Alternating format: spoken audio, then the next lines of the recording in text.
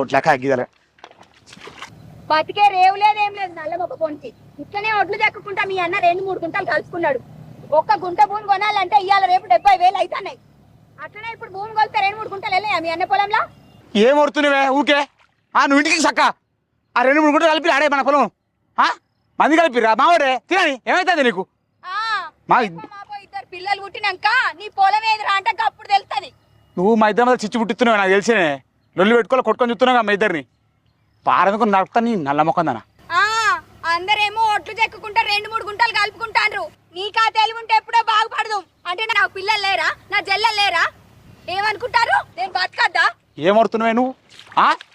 పారం కొంచెం చంపుతా ఇడికి చక్కగా ఎవరతమ్మా ఒడ్డు మీ దాకా చెప్తున్నారా? ఒడ్డు కూలదారా? ఆ మాట నువ్వే చెప్పాలి మరి. నువ్వు చెక్కిన కాడ ఎట్లున్నది బావా?